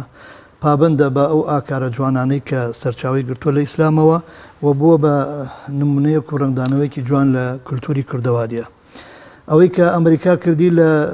چەند ڕوویەکەوە لای ئێمەی مسلمان تێبینیەوە لای خەڵکی کورد تێبینیە. یەکەم لەوەی کە بە ناوی بەرگریکردن لە مافی ئازادی و ئازادی خوازیەوە کردی کە بەڕاستی جێی تێبینیە زلهێزانی دنیاوە لە سەروی هەمویانەوە ئەمریکا کە ئێمە دەبینین کە ئەو یاری سیاسیانەی دەیکا ئەمریکا و زلهێزان لە دەڤەری مسلمانشینە کە پێ دەڵن جیهانی ئیسلامی پشتیوانی ئەو حکمڕانە دیکتاتۆرانە دەکەن کە بە تاکید گەلەکانیان دەچەوسێنەوە و زوڵمیان لێ دەکەن و ئینقلاب بەسەر دیموکراسیا دەکەن وەکەوەی کە خۆیان بانگەشێ بۆ دەکەن ئەمان پشتیوانیان دەکەن. یعنی ئەگەر ئەوەندە ئازادی خوازن دەبوو لەوە بەدەنبێن و لە کوردستانی ئێمەدا کە دەبینین وەک جەنابیشت لە پێشەکیەکە ئاماژەت پێدا لە کوردستاندا چەنەها خەڵکمان لەسەر ئازادی ڕادەربڕین و ڕۆژنامەنووس تیرۆر کراوە و ئێستا خەڵکانێکی چالەکەوان ڕۆژنامەنووس لە زیندانان لەبەر ئەوەی بە تاکی تەنها دەنگیان هەڵبڕیۆ لە بەرامبەر جۆرێک لە گەندەڵی و لە نادادگەری و لە حکومڕانیەکی شکست خوارد و ئەمریکا لێی بەدەنگ نایە یاخود ئەگەر بە مانایەکی تر وەک جۆرێک لە سیاسەتی دیماگۆجی ئەگەر قسێکیشی کرد بێ بە تاکید فشارێکی ڕسمی نیە چکە ئەمەمان دەزانین ئەگەر ئەمریکا بە جدی دابەزێتە ناوەزعەکە و فشاری هەبێ دەرەنجامەکەی دەبینین چۆنە وەک ئەمەی کە لە هاوڕەگەز بازانە کردی ئەوە لای خەڵک دیسانەوە تێبینێ. بەشێکی ترەوەی کە بەڕاستی ئەمریکا تەداخلی کردووە لە قەزەیەکەوە من پێم وایە ئیشی هیچ وڵاتێک نییە ینی وەکو کۆنسڵێک دەچکە ئەوە سەروەری وەسایانەوەی کە پۆلیس کردی کە جێ دەستخۆشیە کە ئێمە سوپاسیان دەکەین وەک خەڵکی مسلمانی کورد جێبەجێکردنی یاسا بووە. چکەمان دەزانین کە لە یاساکانی عێراقا و ئەوەی کە ئەگادار بن لەوانەیە یاسای 1994 لەو ئیدانە کە بەڕاستی ئیشی هاوڕەگەزبازی شتێکی قەدەغەیە و سزای بۆ هەیە. یاسای عێراقی هاوڕەگەزخوازی 94 ئازادی وازام ئەو خەست بە تۆزی بڵێ تەبێ پێی یاسا لە چوارچێوەی سنووری عێراقی فیدرال و هەرێمی کوردستان هاوڕەگەزخوازی ڕێگە پێنەدراوە قەدەغەیە تاوانە بڵێ ڕێگە پێنەدراوە تاوانە اینجا پۆلیسیش کە ئەمەی کردووە بە حقت بەشێکی دڵسۆزیە بەوەی کە ئەم کۆمەلگایە بە ئاراستەیەکی خراپدانە ڕاکەمە باسیەکەینەوە ئەوە چ کارەساتێکە خوڵقێنێ و بەشێکیشی جێبەجێکردنی یاسایە ناکرێت قونسوڵی وڵاتێک بێت بە جۆرێک لە جۆرەکان ناڕزایی دەربڕێ لە بەرامبەر بە پۆلیسی وڵاتێک کە یاسای جێبەجێکرد بێ. ئەمە حقیقەتەن جۆرێکە لە تەداخل کە تەداخلێکی نادروستەوە دەبوو من خوازیارە و حکوومەتی هەرێم دەبوو وەڵامی باتەوە و دەستگای پۆلیس دەبوو وەڵام بنەوە کە ئەوان بە ئەرکی خوان هەساون و یاسایان جێبەجێ کردووە و دوجار لە خەمخۆریان و دڵسۆزیان بەوەی کە لەم کۆمەلگایەدا کۆمەڵێک گرفت نەخۆشی دروست نەبێ کە کۆمەلگات هەڵەوە شوێنێ. یعنی بەڕاستی کاری هاوڕەگەزبازی یعنی ئەگەر سەرکەی خێزان شێرازەی خێزان تێکەدا مجتەمع هەڵەوە شوێنێ و کۆتایی بە بەردەوامبوونی مرۆڤبوونەدا. یعنی ئەمە مەکارە ساتە بەڕاستی ئێمە ئەو دوایە کوتمامەری بەڵام ئەوە بزانین ئەمە گلەیمان لەوە هەیە با بڵێن وڵاتانی زلهێز و ڕۆژ ئاوا بۆ خۆیان ڕاستە لە هەندێک ڕۆوە لە هەندێک ڕەهەندەوە پێشکەوتون لە ڕووی تەکنۆلۆژیا و لە ڕووی کۆمەڵە داهێنانەوە کەەوە شتێکی زۆر باشە و جێی دەستخۆشیە و ئیسلامی زۆر پێخۆشە بەڵام ئەوروپا ئێستا بە کۆمەڵێک نەخۆشی زۆر قورسی کۆمەڵایەتیەوە ئەناڵێنێ ڕۆشنبیرەکانیان بیرمەندەکانیان خاوەن عەقڵەکانیان زۆر دیراساکەن چۆن تەجاوزی ئەو نەخۆشیانە بکەن کۆمەلگان لەوەشێ ئێستا ئەوان ئەیانوێ بۆ ئێمەی بنێرن ئەیانوێ ئێمە تووشی هەمان نەخۆشی بکەن چکە گەرسێرکەن وەکوتمان ئەوروپا بە کۆمەڵێک گرفتەوە ئەناڵێنە گرفتی کۆمەڵایەتی بە تایبەتی چوارچێوەی خێزان چوارچێوەی خێزان هەڵەوەشێتەوە کۆمەڵە نەخۆشی زۆر قورس دروست بووە وەکو چۆنەڵێ هەیبەت و هەیمەنەی مەسەڵەن کەسایەتی بەشێکی زۆریان کە تێکشتاوە ئەمانەوان دیراسەیەکەن دەزانن لە چیوە سەرچاوی وەرگرتووە ئەیانەوێت تەجاوزیکەن ئێستا ئەو دێت بۆ ئێمە بێنێ و شەرقی ئەوسەد پێ و بناڵێنێ بەڕاستی جێی تێبینێ و دا بۆ ئەوە نەکرایە. مامۆستا ینی بەپێ ئاین وەروە بەپێ قانونی کوردستان و عێراقیش هاوڕەگەزخوازی قەدەغەیە و وەروەها دەرەنجامەکانیشی بێگومان دەبێت و هێڵوەشانەوەی بەشی شیرازی خێزان و خێزان دروست نابێت و بابەتەکە زۆرە لێرە پرسیارەکە ئەوەیە بەڕاستی هاوڕەگەزخوازی چۆن بە پێی یاسا قەدەغە کراوە نابێ مەسەلەن بە پێی یاساش ڕەنگە گەنجێک مناڵێک بێ خەڵەتێنرابێ نەخۆشێکی دەرونیە بێ هێشتا لە هەنێک لە وڵاتان هاوڕەگەزخوازی بە حاڵەتێکی دەرونی دادن بەشێک لە وڵاتان لایەن بردووە بەڵام بەشێک دەڵێن نەخێرەمە لە ڕووی دەرونیەوەتە مرۆڤێک کە جنسی مێینە بوو دەبێ بەم شێوە ڕەفتارکە مرۆڤێک کە جنسی نەرینە بوو لە حاڵەتی یاسایی بەم شێوە ڕەفتارکە یعنی کار بکرێ بۆی ئەمانەش مەسەن ڕەنگە بەشێک بن لە قوربانی بەزەڕبی سفر نەکرێن و بە ئیش لەسەرەوە بکرێ بگەڕێنەوە حاڵەتی ئاسایی. بەتاکید ینی وەک جەنابەت ئاماژت پێدا بەشێکی لە زۆر وڵات کە بە نەخۆشی دەرونی باز دەکرێت و بەشێکی زۆر بە عموم بە شوزوزی جنسی و لادانی جنسی کە ئەڵێ لادان ینی چی ینی بە ئاراستی دروستی خۆیان ناڕوات بە لادانە بە شێوازێک لە لادان ئەمە گومانی تێدانە بەڵام هەندێک وڵات لای بردووە من قەنات وایە ئەوژ لەژێر هەیمنەی ئەو علما بڵین ئەولەمەی کە ئەوروپا باڵی کێشاو بەسەر قەزیەکانە ئەگەر نادەزانە حەقیقەتەکە وایە چکە بۆ هەر بڕێزان عنی خۆی پەروەردگار کە ڕۆکاتە هەموو بەشەرێت بە مسلمان و غێر مسلمان یا ئەیها الناس إنا خلقناكم من ذكر وأنثى وجعلناكم شعوبا وقبائل لتعارفوا خۆی پەروەردگار پێمان دەفەرموێ ئەمە بناقەی دروستبوونی ژیانە ئێمە ئێوەی مرۆڤایەتی هەموو ئینسانەکان بە مسلمان و غێر مسلمانەوە ئێمە دروست کردووە لە نێر و مێیەک و ئەمە بۆتە هۆکاریەوەی شعوب و قەبائیل و مرۆڤەکان دروست بوون بۆ یەک بناستن و مامەڵەی دروست لەگەڵێکا بکەن باشە ئەگەر ئەم حاڵەتە دروستەی کە فعلەن هەمومان نەزانین علم وا دەڵێ عەقڵ وا دەڵێ وەنیە وازەحە کە بەردەوامبوونی مرۆڤ بوون ژیان بەردەوامی لە پێکەوە بوون و بە دروست بەکارهێنانی حاڵەتی جنسی لە بینی پیاوێک و ئافرەتێکایە دوجار لەمە منداڵ ئەبێتەوە چە ئەبێتەوە و دروستە بێ ئەگەر بێتەوە حاڵەتە نۆرمالە تێکدرا ئەو حاڵەتە دروستە تێکدرا بە ئاراستێکی خراپە برا کاتێک بەرەزان بە ناوی ئازادیوە تۆ ئەڵەی مەسەڵەن دەرفەت بدرێ بە 1000 کەس با ئەو ممارەسەوە بۆ نمونە کاتێک کە تۆوتت دەرفەت بە 1000 بدەی یعنی دەبێ دەرفەت بە هەموو مرۆڤایەتی بێت چکە ناکرێ تۆ ڕێگە بە خەڵکێک بی و ڕێگە کە ڕێگەتدا بە هەموو مرۆڤایەتی باشە گەر هەموو مرۆڤایەتی بەداخەوە یعنی ئەگەر ممارەسەیەم حاڵەتە بکە بە تەکید لە فترێکی دیاریکراوە کۆتایی بە مرۆڤبوو نایە کەواتە هەر ئەمە عەقڵ پێمان ئەڵێ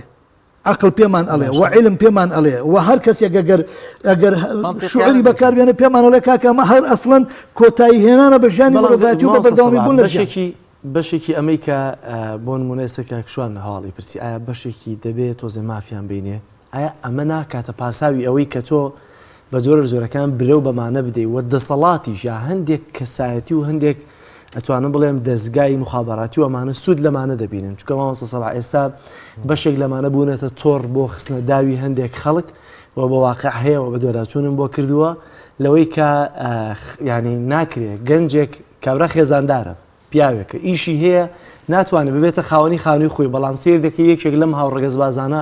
شوقەی کامل مۆسەفاتی بۆ خۆی هەیە ینی هەموو ئیمکاناتێکی پێدراوە تەنها لەبەرەوەی کە ناویان ناوە بە جۆرە لە جۆرەکان ئەمە ئازادیە یا معاناتەکەی تایبەتە بۆ بەکارهێنانی وەکو تۆڕێک وەکو داوێک بەکاری دێنن بۆ تێوەگلاندنی هەندێک خەڵک و دوجار تەنانەت ڤیددیۆی لێ دروست دەکەن تەنانەت دوجار ینی کارەکە تەنها بەمە کۆتایی نایەت ئەمە تووشی نەخۆشیێکی دەرونی بووە یامەمە کەسێکی هەیە و هاوڕەگەزی خۆی مامەڵی لەگەڵا دەکا ئەمە شتەکە بەرفراوانتر دەبێت بۆ هەڵتەکاندنی کۆمەلگا بۆ تێوەگلانی خەڵکی تر بە تەکید کاک جەلال ئەوەی کە تا جەنابی کاکشوانوتی وەکەوەی حاڵەتێکی نادروست و نەخۆشیە و لەوانێ هەندێک گەنج ئیستیغلال بکرێ و واری دەبەڕاستی و هەردووچیان ینی بە تێکەڵ ئەمە شەبکاتە دەست لە دواوەیەتی بە تەکید بە منۆڵەمی دەهێنرێتە نێو عالەمی ئیسلامی بەو حاڵەتە بەڕاستی لەوانەیە گەنجێک عەقڵی جێگیر نەبوو بێ بە جۆرێک لە جۆرەکان ئیستیغلالەکرێ بە مادی بە هەندێ وعد بە خەڵەتاندن لەبەرەوەی سەلیقەی هێشتا نەگەیشتوتە ئاستێک ئیستیغلالەکرێت دوجار دەخرێتە ناو قەزەیەکی گەورەوەکو تۆ دەڵێ و ئەمە ئەکرێ بە تاکید بەکار بهێنرێ بەرامبەر بە خەڵکانێک و ئەکرێ ئیستیغلالکردنی تابێ لە شەبکات و تۆڕی مخابراتی وڵاتان بەکاری بێنن وەکو چۆن لە بەرامبەرەکەی تریش لەش فرۆشیەکەی تریش بە هەمان شێوە ئەوەش هەر نەخۆشیە کە بەکار دەهێنرێ بۆ چونکە ئەمانە بۆ ئەمە نقطەی زوعفە ئەمە حاڵەتی نانۆرماڵە ناتەندروستە حاڵەتی ناتەندروست کەسێک دەچێتە ناوی دوای خۆی بە تاوانبارە زانێ خۆی بە عیبدارە زانێ کە هەستی کرد عیبدارە ئەم عیبەی کە دەست خەڵکەوت بە بەڵگەیەک لە بەڵگەکان بە ڤیدۆ بێ بە جۆرێک لە جۆرەکان ناچار ئەم ملکەچە بێ باشە گەر حاڵەتێکی نۆرماڵە ئێستا هیچ کەسێک مەسەلەن پێی عیب نییە کە لەگەڵ ئافرەتێکە بە دروستی زەواج دەکەن و خێزانێک پێک دێنن شانازیشی پێوە دەکا حەفلەیشی بۆ دەکا وەنیە بۆ چکە حاڵەتێکی نۆرماڵە بەس ئەو حاڵەتەی کە نۆرماڵ نییە کە ناتەندروستە کە لەوانەیە حاڵەتی نەخۆشی دەڕوونیە کە عیبەی کۆمەڵایەتی بە تایبەتی لە پێگەی کوردەواری و کولتوری کوردەواری ئێمە ئەوە عیبەیەکی زۆر عیبەیە زۆر خێزەونە لەبەرەوە ناچار کە ئەو کەسێک کەوتە ناو ئەو داوەوە ئیتر ئەبێتە نقطەی زوعفی لەوانەیە بەکار بهێنرێ بە بارێکی تردا بالفعلەوە حاڵەتێکە هەم وەکوتم لە جۆرە استیغلالەکەی و هەم لە تۆڕەکان و بەداخەوە برەویشی پێ ئەدرێ بە جۆرێک لە جۆرەکان مانسەباح دێنەوەلات دەچمە خۆپشاندانێکی لە ڕانیە ڕوومەڵی دەکەین دێنەوەلات بەڵازیزان دیارەگربوونەوە ناڕزاییەک لە دەڤەری ڕاپەڕین و ڕانی هەیە هەم لە زانیاریەکانی ئەوێتان بۆ دەگوازین و هەم زانیاریەکانی هەولێرتان بۆ دەگوازن لە ڕێگەی پاملێرەکانمانەوە سەرتا لە هەولێرەوە دەست پێ دەکەم لای ئیدریس محەممەد ئیدریس سڵاوی خوا لێبێت زانیاریەکان لای تۆچین سڵاوی خوای گەورە لەبێ کاک جەلال بەڵێ ئەمڕۆوا بڕیارە ئەنجومەنی باڵای کۆمەڵی دادگەری کوردستان سەردانی شاری هەولێر بکات هەردوو بەرپرسی مەڵبەندی سێ و بەرپرسی مەڵبەند 11 ئەڵگۆری دەسەڵاتەکان بکات لەلایەن بەرپرسی مەڵبەندەکانەوەتە بەرپرسی نوێی مەڵبەندەکان دەست بەکار بن لە ماوەی ڕابردوودا ئەنجومەنی سەرکردایەتی کۆمەڵی دادگەری دوو کۆبنەوەی خۆی ئەنجامدا کۆبنەوەی سەرەتا تەنها بۆ لە یەکتر تێگەیشتن و ئەو کرانەوەی بوو کەوا یاخود ئەو گۆڕانکاریانە بوو کەوا بەسەر لە دوای کۆنگرەی چوارەمی کۆمەڵ بەسەری داهات و کۆبنەوەی دووەمیش بڕیاردرا و بەشێک لە ئەندامانی ئەنجومەنی باڵا هەڵبژێردران و دواتریش ئەندامانی ئەنجومەنی باڵا لە کۆبوونەوەیکی تایبەتی خۆیاندا و بڕیاریاندا کەوا بەرپرسی مەڵبەندەکان دەست بەکار بن لە ڕابردوودا چەند مەڵبەندێک دەست بەکار بوونە و بڕیاریشە ئەمڕۆ هەردوو مەڵبەندی سێ و مەڵبەندی 11 هەولێر مەڵبەندی سێ هەولێر و مەڵبەندی 11 دەوروبەری هەولێر دەست بەکار بن ئەوە لەلایەن بەرپرسی مەڵبەندەکانیشەوە ئاڵگۆڕی دەسەڵاتەکان بکرێت بەڵێ کاک جەلال لەلایەکی تریشەوە دوێنێ وەزیری کارەبا سەردانی پەرلەمانی کوردستانی کردبوو بەو هۆیەوە باز لەوە کراکەوە کەرتی کارەبا دەدرێت بە کەرتی تایبەت یاخود کاربا بە شێوەیەکی گشتی دەدرێت بە کەرتی تایبەت ئەمەش نیگەرانی لای بەشێک لە پەرلەمانتاران و یاخود لایەنە سیاسەکانیش دروست کردبوو بۆیە بەشێک لە پەرلەمانتاران داوای ئەوەیان کردبوو ئەگەر بشدرێت بە کەرتی تایبەت دەبێت خزمەت گوزاریەکان باشتر بکرێت و ناشبێت نرخی کاربا لەوەی کە هەیە زیاتر بێ هەرچەندە لە ماوەی ڕابردوودا بەهۆی بەرزبوونەوەی نرخی دۆلار بە ڕێژەی 120 بۆ 30 نرخی کارەبای نیشتیمانی بە جۆرێک نرخی بەرز ببوویەوە ئەم ڕۆژ وا بڕیارە بەشێک لەلایەنە سیاسیەکان سەردانی پەرلەمانی کوردستان بکەن بەهۆی ئەو بڕیارەی کەوا دراوە لەلایەن وەزارەتی کارەباوە کەوا کاربا بدرێت بە کەرتی تایبەت ناڕزایەتی لێ دەکەوێتەوە ئەوان پێیان وایە ئەم دەربڕینی ئەو ناڕزایەتیە یاخود ئەم با کەرتی تایبەتکردنی کارەبایە نیگەرانی لێ دەکەوێتەوە یاخود بە جۆرێک لە جۆرەکان ئیستیغلال دەکرێت وەکو لە ماوەی ڕابردوودا لە چەند شوێنێکی تر بینراوە کەوا ڕێژەکەی زۆر بەرز کراوەتەوە خزمەت گوزاریەکانیش لە ئاستی پێویستدا نەبوونە ئەمەش نیگەرانی بەشێک لە پەرلەمانتارانی لێکەوتێتەوە بەشێک لە پەرلەمانتاران داوای بە دوواداچوون و یاخود وردبینی زیاتر دەکەن کاک جەلال وڵێ زۆر سپاس بۆ هاوکارمان ئیدریس محەممەد سپاس بۆ زانیاریەکانت بەڵازیزان دەچینە ڕانیە لای پامنێرمان ڕێناس سڵاوی خوا لێ بێت تۆم کاتت باش گرنگترین زانیاریەکان لای تۆ چین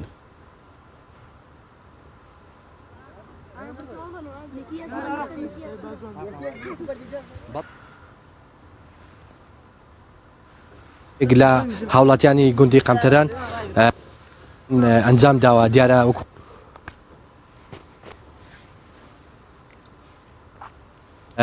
ئەم گربوونەوەیان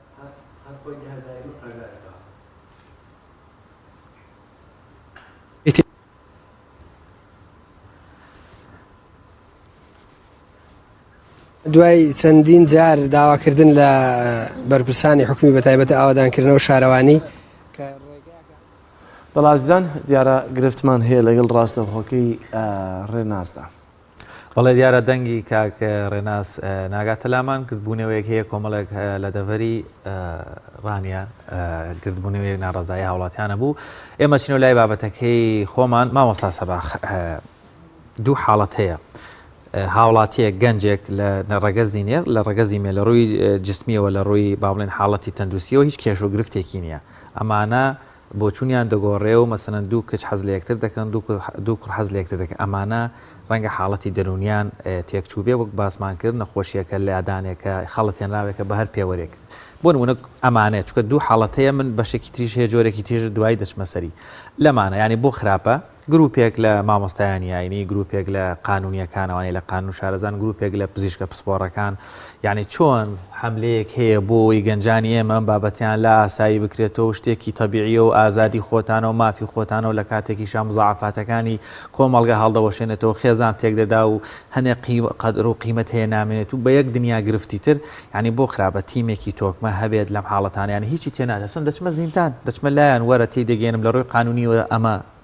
تۆ کارێکی خراپ دەکەی لە ڕووی شەرعیەوە ڕەنگە تۆ باوەڕت بە شەرع نەبێ بەڵام هەرگوێ لێبگرە بەڵام خۆ ناتوانانی باوەڕت بە قانونی وڵاتەکەت نەبێ ناتوانانی باوەڕ بە ڕێنمایە تەندروستیەکان نەکەی کامە زیانەکانی هەیە حاڵەتە دەرونیەکەت ئەمە یانێ بۆچی ئێمە کە خۆماش بە مسلمان دەزانین و دەمانوێت بەرگی بکەین گروپێک تیمێک دروست نەبێت کە بەرگری لەم حاڵەتانە بکە ڕەنگە گەنجێکی 16 ساڵ 17 ساڵ 20 ساڵ 25 ساڵیش بوو بێتە قوربانی و ڕەنگە خۆشی نەزانێت کە ئیشێکی خراپ دەکات پێ وایە حاڵەتێکی یاسایی و مافی خۆیەتی و چێژ وەردەگرێت لەو بابەتێک کە دەیکات لە هەردوو ڕەگەزیش بە دڵنیاییەوە ئەوەی کە جەناب تەڵی پێشنیارێکی زۆر جوانە و بەرپرسیارەتیە من بۆ خۆشم لە تۆڕە و کۆمەڵەتیان زیانی لە سۆسیال میدیا ئەوم نووسیوە کە مەسئولێتێکە بەرپرسیارەتێکە هەر هەمومان دەگرێتەوە یعنی ئێمەی بانخواز و ئێمەی ئیسلامی و خەڵکیێکی تری متەدەین لەم کوردستانە کە منۆ کوتم لە سەدا 90 کورد خۆی بە مسلمان نەزانێ و افتیخارەکە بە دینەکەیوە ئەگەر کەم و کورتێکی ژەبێ لەوە بەڵام بە دەکی دیانی خۆی بە دوورە گرێ لەو تاوانە گەورانە لەو حاڵەتە قەزەونان ینی ئەرکی هەموو لایەکە هەمومان بینە سەرخەت چکە ئەمە وردە وردە ئەگەر ڕێلێ نەگیرێ وەک جەناب تەڵی ئەو گەنجانە بە هەدەرا ئەبرێن تەثیری سلبی سوسیال میدیا کە کارێکی زۆر جدی لەو حاڵەتانە ئەکا ئیعلامەکانی لێرە و لەوێ و دوجار شەبکات و دەستێک لە پشتوێتی بۆیە ئەرکی هەمومانە مامۆستایانی ئاینی و بەتاکید دکتۆرەکان و بەتاکید یاساناسان و خەڵکانی کۆمەڵایەتی و هەر کەسێک لەوانەی کە لەم کۆمەلگادا پێگەیەکیانێ مەسئولێتی خۆیانیان هەیە و ضرورە من ئەوەم بوو تۆ جاری تریش کاک جەلال پێویستە بانخوازان بە دڵنیاییەوە یعنی تەجاوز لەم شێوازە تەقلیدی داوە بکایتر بانخوازی بکە یعنی بانخوازانی کوردستان بەشێکی زۆری کەوتومانە تا ئێستایش ئیشمان لەسەرەوەی باشەکان باشتر بکەین ینی چۆن کاتێک کە بانخواستن هەر لە چوارچەوەی مزگەوت مایەوە ئەوەی کە دێتە مزگەوت ئەوەی کە نوێژەکە لە مزگەوتە بەلایکەمانی خەڵکە نوێشکەرەکەیە خەڵکەکەیە کە دوورە لەم کردەوە زۆر خێزەون و ناشرینانە ئێمەش کە تەوسیە ئەمانە بکەین ئەوەندەیە کەڵێن باشەکان باشتر بن بەڵام ئەرکی هەموو پێغەمبەران عەلەیهیمو سەڵات وسەلام ئەوە بووە کە خراپەکان باشکەن خراپەکان لە شوێنی ترن بۆیە ضرورە ئەنی من بەڕاستی و تومە هەندێکمە لەوانەیە حاڵەتە کۆمەڵاتیەکەمان بەسێتوە گەنا ضرورە خەڵکە بانخوازەکە و خەڵکە قانونیەکە و ئەوانەی کە قسەیان دەڕوا لە نێو کۆمەلگادا بڕۆنە ئەو شوێنانەی کە ئەو خەڵکانەی لێکۆ ئەبێتەوە بە تاکید بۆیان بسەلمێنن لە ڕووی ئاینیەوە حکومەکەی چەند خەتەرە لە ڕووی کۆمەڵایەتیەوە چۆن هەیبەت و هەیمەنان دەشکێنێ لە ڕووی تەندروستیەوە چ زیانێکی لێکەوێتەوە وە لە ڕووی مەسەلەن بۆ نمونە هەرێکێک قانونیەوە دوجار تووشی چ گرفتێکە بن ئەمە ضرورە بەڕاستی گرنگە و ئەرکیشە و هەر کەسێکمان کەم تەرخەمی تیا بکەین من قەناعەتمان لە قیامەتە بەرپرسیارە بین و لە دنیاشدا هەمومان تێدا زەرورمەند دەبین چکە دوجار خۆ ئەو کۆمەلگای بریتێ لە خێزانەکانی ئێمە منداڵەکانی ئێمە منداڵەکانی خزمەکانمان منداڵەکانی دراوسەکانمان خۆ کۆمەلگە پێک دێ لەوانە بۆیە بەرپرسیارەتی گەورەیە و ضرورە بەڕاستی بەتایبەت کە ئێستا خەریکەکرێ بە دیاردا بەرنامەی بۆ دانرێ لە ئێمڕۆ بە دواوە هەنگاوی جدی بنێرێ بۆ بربەست و بۆ چارەسەرکردنی ئەو گرفتان سەبا هەمیشە خراپە زۆر زوو جوان و پاکەگا هەنێ سەریع و سەیرە بۆ خۆی بەڵام چاکە هەمیشە خرایانی درەنگەگات لە مۆزوعی پەرەدان بە خراپەکاری ئاسانترە ڕەنگە میدیایەک بتوانێت هەندێک بابەت کە بوو ڕژێنێ زۆر بە ئاسانی بڵاوە بێتەوە بەڵام بانخوازێک کە قسە دەکات لە ڤیددیۆ لە تەلەڤزیۆنەکان لەم لا لەولا سیر دەکەی زۆر درەنگە ڕوا ڤیوکانی هەر نییە وانە کەواتە کێن ئەوانەی کە پەرە بەم بابەتە دەدەن میدیاکانن سیاسیەکانن ئایا کەم تەرخەمی خودی پەرلەمان و بێدەنگبوونی حکوومەتی هەرێمی کوردستانە لەم بابەتەیە ئەوەی کە بۆ زووتر ئەوە خراپە بڵاوتر دەبێتەوە بە تاکی دوایە بۆ چکە جارێ هەر لە خودی ئینسانە بەردەوام ڕۆژانە تۆ لەگەڵ هەندێک دوشمن ململانەیەکەی ئینە نەفسە لە ئەمارەتون بیسو ئیلا ما ڕەحیمە ڕەبی نەفسی ئینسان ئەگەر ئاگاد لێ نەبێ یعنی بەو ئاراستە خراپە لەوانەیە حەز بە تاوانەکان بکە وانە اینجا شەیتانیش وئینەهو لەکم عەدوون فەتەخیذوه عەدووە ئەوش دوژمنێکە بەردەوام لەگەڵ بەنی ئادەم ململانەیەکە بە ئاراستی خراپا بیبا ئەوەی کە بەرگرە لەمە ئیمانێکی دامەزرا و عەقڵێکی سەلیمە ڕێ لێ بگرێ ئەم ئیمانە تۆزێک گۆکۆڵێ بەردەوام ممارەسەی ئەوێ هاوکاریکردنیەوێ ئەوە بەشەکەی تر گومانی تێدا نییە ئەوانەی ئێستا ئەیانوێ ئاراستەی شەڕ زیاتر بڵاوکەنەوە لە دنیادا دەسەڵاتدارترن ئیمکانیاتی مادیان باشتر لە بەردەسە ئیعلامی بەقووەتریان هەیە وە شەبکاتی بەهێزتریان هەیە لەبەرەوە ئەوە بەقەد قووەتی ئەوان کاریگەری زیاتریش لە کۆمەلگا ڕەنگەداتەوە ئەوە حقیقەتێکە ئەوە حاڵەتە کەمتر خەمی بەڵێ بە تاکید حکومەت و لە هەر تەواوی حکوومەتەکانی دەوروبەرە کەمتر خەمن لەبەرچی لەبەرەوەی کە بەشێکی بەڕاستی بەداخەوە لەبەرەوەی حکمڕانێکی دیموکراتی نین و بە دڵنیاییوە لە سەداسەد هەڵقوڵاوی ناو میلەتەکە نین ئیتر بە جۆرێک لە جۆرەکان زلهێزان دەستیان لە پشتیانە و زلهێزانیش ئەو مەرجانە بەسەریانە بڵێن بەسەریانە نەکەن ئەسەپێنن ڕووداوێکی ئەنوەر سادا دەگەرنەوە کە من ناچمە ناو بابەتەکەی کە ڕۆژێک خێزانی ئەڵێ بینیم زۆر بێتاقەت بوو چکە سەفیری ئەمریکا و فەڕەنسا و بەریتانیا داوای چیان لێ کردو و چۆن میلەتەکەی بریسیکە و نەخوێنەواریان کە و بەدڕەوشتی بڵاو بکاتەوە ئەم نەچۆتە ژێربارەکە خێزانی توێتی شتێکی زۆر باشت کردو بۆ بێتاقەتی و توێتی دڵنیام تام چەند ماوەیەکی تر من لە ناوە بن زۆرم نەماوە چونکە ئەوانی تر قبولی بوونی من ناکەن و هەموو چەند مانگێکی نەبردووە ئەوە بۆ ئارەستا ڕۆشتووە ئیتر لە چڕێکەوە بەکاری دێنن گرنگەوەی ئەوەیە بۆیە ناچار ئەم حکومەتانە ملکەچە بن بە هەندێ ئەجەندای ئەوان بە داواکەری ئەوان و بەسەریانە ئەسەپێ ئەمە گرفتە بەڕاستی من پەرلەمان تا ئێستا وەک گلەی مەچکە سوپاس بخوا تا ئێستا یاسایەکمان لە کوردستانە دەرنەچووە نەچێت مامۆسایەک دوو لایەن زۆر باشکە پرۆڕیاسایی ئازادیدان بە هاوڕێگە سوپازەکانیان ژارە کرد ماڵی لایەن ئیسلامیەکان ئەوان ڕێگەیان گرنگەوەی تا ئێستا لە پەرلەمانان باشێ بۆ دژایەتیکردنی ئەوە نەبووە بە یاسا بەڵام ئەوەیە داوا ئەکەین لە پەرلەمان کە بە تاکید ئەو پەرلەمانە بە ئیسلامیەکان و غێری ئیسلامیەکانیشەوە زۆربەی زۆری خۆی بە مسلمانە زانێ و ئەمە بابەتێکی سیاسیش نییە خلافمان تێدا هەبێ بابەتێکە زۆر وازەحە لە شەرعە کە تاوانێکی هەرە گەورەیە و حکمی خۆی هەیە ڕێگە نەدەن و هیچ لایەنێکی ئەلمانی کوردستانیش پشتیوانی ئەوە نەکات چونکە هەر دەنگدەرەکانی ئەوان زۆربەی زۆری دەنگدەری مسلمانن و قبولی ئەمانە و ئومێد دەکەم تاکی کوردی یەکەیەکە و کۆمەلگای کوردی قبولی ئەوە نەکرێ بەڕاستی تەجاوزی ئەوانە بکرێەوە پێچەوانەی دەستوری عێراقیشە چونکە بەڕاستی لە دەستوری عێراقا دەڵێ یاسایەک نابێ برارێک دەرچێ پێچەوانەی ثەوابەتی ئیسلام بێ هەمومان نەزانین ئەمە ثابتە لە ئیسلامە کە مەوزوعی هاوڕەگەزبازی تاوانێکی گەورەیە و حرامە و سزای لەسەر هەیە وانە لەبەرەوە ئومێد دەکەم ئینشاڵڵا کۆمەلگای کوردی قەتەوە قبوڵەکە مامۆستایانی ئاینی ڕۆژنامە نووسان بانخوازان خەڵکی تر ڕۆشنبیران یاساناسان دکتۆرە دڵسۆزەکان کە چاکەزانن هەمووی بەدەنگ بێن و ئەو پەیامەش بە پەرلەمان بدرێ ئەوە هێڵی سوور بێ نابێ قبول کرێ بۆ چونکە بە ئاینی میلەتی کورد کە لە سەدانەوەدی مسلمانە و بە کولتوری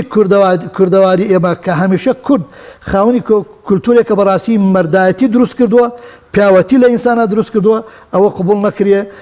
و بە تاکید وەکوتم حکومت مەسئولی یەکەمە و هەر هەنگاوێکیش بەو ئاراستە بڕوا کە کەمتر خەمی بێ بەرپرسیار حکومەتە کە ئومێد دەکەم ئینشاڵڵا ئەوش بزانێت کە حکمڕانی میلەتێکی مسلمانەکە هەرماوەسا بەدەل لە مسلمان لە ئاینەکانی تریش هەر بەتاکید لە ڕەسەنەتی ئێستا ئەڵێن لە کلێسا و بەڕێزان لە ئاینی دروستی صحیحی مەسیحیەتە نەسرانیان مەمنوعە بە دڵنیایەوە بەڵام ئەوەی کە ئێستا ئینحراف کراوە خەڵکێکی مەسیحی کە لای داوە لە ئەسڵی ئاینەکەی خۆی ڕێگەی پێئەدا ئینجیلێک هاتووە ئەو ئینجیلە حەقیقەی لە خواوە دابەزیەوە بۆ عیسا عەلەیهی سەلام کەەوە حەقیقەتەکەی منعێکە ئێستا ئینجیل بۆ بەچەند ئینجیل و هەر کەسێک بۆ خۆی ڕێگەی پێداوە لادانە لە ئاینەکانەنا لە هەموو ئاینێکی ئاسمانیان مەمنوعەوە. مامۆستا حاڵەتێکی ترێ هەر بۆ پشتگیری ڕاکەی بەڕێستان کە دەبێ بانخوازان ئیتر فۆرمی بانخوازی وەروە شوێنی بانخوازیەکە بگۆڕن. من پێشوی بینە بەرنامە و کۆمەڵێک لەسەر ئەم بابەتە بەدواداچوونمان کرد حاڵەتێکی تر هەیە بۆ نمونە منداڵێک لەدایک دەبێ هەر لە منداڵی لە زگماکیەوە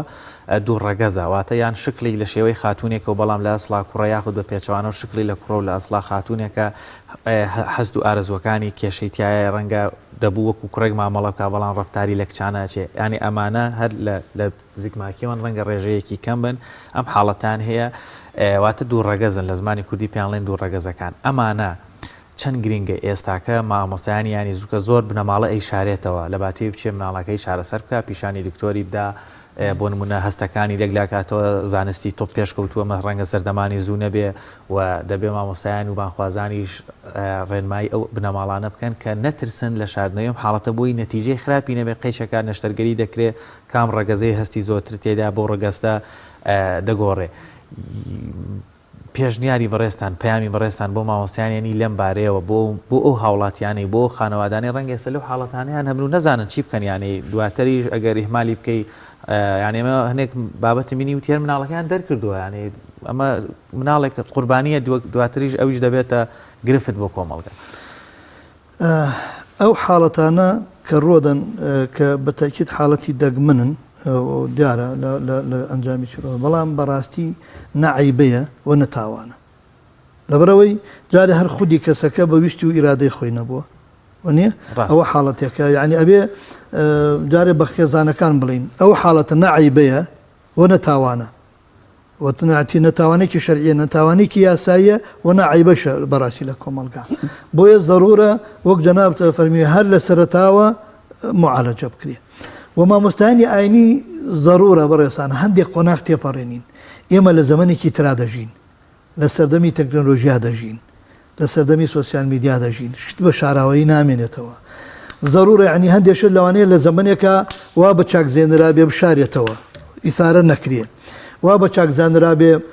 وەک عیبەیەک مامەڵی لەگەڵا کرا بێ بەڕاستی ئێستا هەندێک هێڵی سوور هەیە ئەبێ ئێمە وەکوڵێ ینی لای خەڵ بەمانە کۆمەڵایەتەکەی مەبەستمە هێڵی سوور ببێت تەجاوز کرێت چونکە شەرع ڕێگەی پێداوە کوردی خۆمان دەڵێ هەڵێ لە شەرع شەرم نییە بەمانای ئەوە نا بەڵکو بەشێک لە دین شەرمکردنە بەس یعنی هەندێک شت هەیە پێویست ناکە شەرم کرێ بڕۆی بەدوایە بگەڕێ بزانە شەرع چ ڕێکارێکی دروستی بۆ داناوە ئەوە زۆر شتێکی ئاسایە ئێستا هەم شەرعی ڕێگەی پێداڵەوە لەمە زیاتر مامۆستایانی ئاینی لە ڕێی فتووە بەڵام ئەوەی کە من دیراسەم کردین لە ڕووی فتووە و زانایان کە فتویان داوە معالەجە ئەکرێت زۆر شتێکی تەبیعی و تەندروستە یعنی بەتاکید کاتێک کە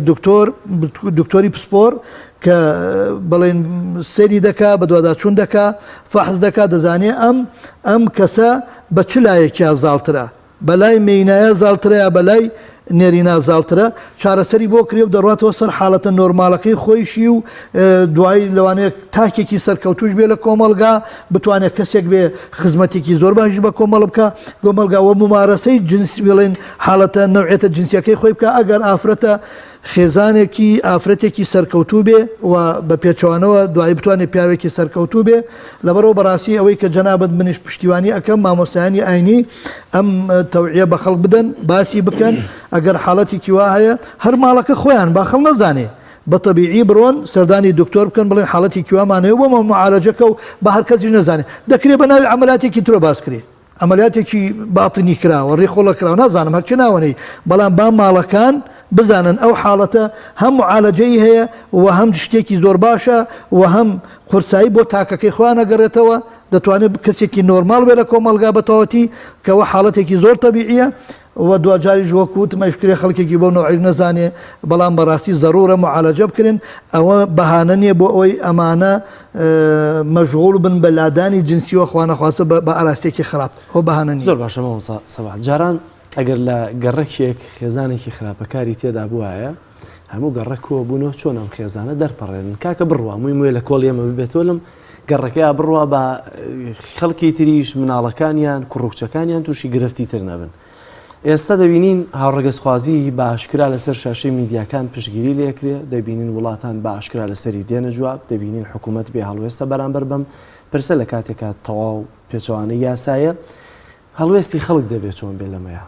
خەڵگەوە موچەیە بڕێ قسە ناکەوە خەڵ دەستگیر دەکرێت بەنا قسە ناکە ئەو 1970 ستەموتاوان بەرامبەر بە خەڵگەکری قسە ناکە بەڵام ئەمەیان هەیە و ئابڕووی میلەتێکە سبێنە ڕۆڵەکانی خۆیان گیرێ دەبن سبێنە ڕۆڵەکانی خۆیان دەکەونە ناو ئەو داو و ئەو تۆڕانەی کە ئێستا بەبوو ناوە جیاوازانەوە بەربڵاون لە کۆمەڵگادا. وەڵاهی زەڕورە هەمومان وەکوتم بەڕاستی نەکەوینەوە ژێر کاریگەری ئیعلام و ئەو سۆسیال میدیای کە دەکرێت کە هەمووان زانین چه ئەجەندایەک لە پشتیوێتیوە بۆچی بەکاردێ ضرورە بەو نەمەتە جوانەی کە هاتووە لە کوردەواریدا ئێمە ئەو حاڵەتە بەتاوان بزانین وەک شەرعی بەتاوان بناسرێ وەک قانونی کە هەیە بە عیبێکی گەورەی کۆمەلگا بناسرێ بۆ ئەوەی خەڵک جورئەت نەکا ئەوە بکە ینی ئەوە بە دوو با بزانین بەڕاستی ئەوە لە زۆر نەخۆشی خراپترە من قەناعەتم وایە نەبوونی موچە و ئەمانە کە حەقە هەموو مرۆڤەکان لەسەر هەموو مافیکی خۆیان بەدەنگ بێن بەڵام زۆر ئەهوەنترە لەمە چکە ئەمە وەک گوتم شیرازەی خێزان تێکەدا هایبەتی پیاوەتی ئەشکێنێ جاری ئەسڵەن ئەو تاکانەی کە وایان لێ دێ هەمیشە هەست بە زوعفێکی گەورە ئەکەن لە نێو خۆیانە بە ناڕەحەت ئەتوان ببنە کەسێکی کاریگەری کۆمەلگا بتوانن سەرکردەیەک بن بتوانن ئاراستەی خەڵک بکەن بتوانن خزمەت بکەن بتوانن ئیبداع بکەن بتوانن بەتەکید هەمیشە زوعفێک لە خۆیانە ئەبینن هەمیشە و ئەگەر ئەو معلوماتی لای خەڵکیش بێ خەڵکی تریش هەمیشە بە زەعیف سەیریانەکە تەنها بۆ بەرژەوەندی خۆیان بەکاریان ئەگەر بگاتە پێگەیەکیش خەڵک مەگەر وەک مجاملەیەکی درۆ ئەگەر نە هەمیشە بە کەسێکی لاواز و شکست خواردووە بینێت چونکە ئەڵێ ئەو حاڵەتە ئەو مەلەفەی هەبووە بۆیە ئەرکی هەر هەمومانە بەڕاستی لێ بێدەنگ نەبین وە چارەسەر بکرێ جا بە ئامۆژگاریە بە سەردانیکردنە بە دەرنەواییکردنە بە ڕێگرتنیەتی بە گرفتی جارە ئەگەروەرن سەریکەن ینی بۆچی لە کوردستانە مامەڵەی مەوزوعی زەواج ئەوەنە قورس و گرانەکرێ بەڵام لەو لاوە ڕێخۆشکردی بۆ لادانێکی ئاوا خراپی جنسی ئەکرێ ئەمانە هەمومانە زانین ئەجێندایەک لە پشتیوێتی بەڵام ناکرێ ئێمەی کوردی مسلمان ئەمە قوبڵکەین ئێمە هەمجارە دەڵێم ینی بنەوەی کاکە کورد مێژوویەکی زۆر دراوشەوەی لە عالەمی ئیسلامیا هەیە ینی ئێمە کۆمەڵی ژمارەی زۆر گەورەمان هەیە لە سەلاحەدینی ئەیوبی بیگرە کە چەند شامەت لە ئیبن سەلاحی شەهرەزووری لە ئیبن خەلەکان لە شێخ سەعیدی نورسی لە شێخ سەعیدی پیران لە شێخ مەحموود لە ینی کورد نییە قورسایەکی گەورەی لە عالەمی ئیسلامیا هەبووە هەمیشە بە مرد و هەمیشە بە خاوەن قورسایی سیر کراوە ناکری ئەمە ڕێگە بدەین بە جۆرێک لە جۆرەکان من پێم وایە ئەمە هەر بۆ خۆی تێکشکاندنی بناغە و بنەمای تاکی کووردە بەوەی کە ناحەزانمان بە جۆرێک لە جۆرەکان ئیستیغلالی کردن استفادە لێ مامۆستا زۆر سپاس بۆ ڕوونکردنەوە زانیاریەکان سپاس بۆ ئەم دەرفەتەیە بێمەت بەخشی وە من لێرەشەوە شتێگەڵێم بۆ مامۆساش و بۆ بینەرانیش من دیراسی مێژوون زۆر کردو زۆر دەسەڵاتی سیاسی زلهێز و ئیمپراتۆر هاتون و ڕۆیشتونەوەی کە جێگەی خۆشحاڵیە کە ماوەتەوە ئاین هیچ کات لە ناو نەچوە و بەهێزیش بۆ و ڕەنگە ئێمەش بڕۆین و هەزاران ساڵی تریژ ئاین دەمێنێتەوە بۆیە لێرەوە داوا لە تەواوی بانخوازانەکەم بزانن ئەو چەکەی پێتانە ئەو بانگراوەندەی پێتانەوەی ئەو پەیامی پێتانە ئەوەندە بەهێزە تەواوی زلهێزانی دنیا لە دشتان بستنەوە هێشتاوەکوم تاکە شتێک کەوات ڕاتوان ڕوبەڕووی ببنەوە ئێوەن دەیوایەوەش ببینین و ئیتر کاتیوەیە بتوانن بە فۆرمێکی نوێ بانگخوازێ وەروەها پەیامەکانی پیرۆزی ئیسلام بگەێنن تاوەکو کۆمەلگای کوردی تووشی سەر لە شێواوی زیاتری نەکەن ئەم دەسەڵات دارانەکەوە خۆیان بەخاوەنی ئەم وڵاتە دەزانن بەڵام بەدەل لە بردننی سەروەت و سامان خەریکە شەرەف و کەرامەتی هاوڵاتیانیش دەبن و وەروەها کۆمەلگاکەمان تەواو سەر لە شێواو دەکەن بەدڵیایەوە مامۆستا زۆر سپاس دەکەین شوان راپۆرتێکمان هەیە لەسەر گۆڕستانێکی دێرین ئەمەژەر پێوەستە بە زانیاریەکانی خۆتەوە بێ دەمەوێتەوە تەقدیمی بکەیت بەڵێ پێم وایە هاوکارمان جەلال جەباری لە ناوچەی دەڤەری گەرمیان و لای چەمچەماڵ گۆڕستانێک چۆتە گۆڕستانێکی مێژووی لەوێ کۆمەڵێک کێل و نووسینی کۆن هەیە لەوێ ڤیتێکی بۆ ئامادە کردوین بینەری دەبین.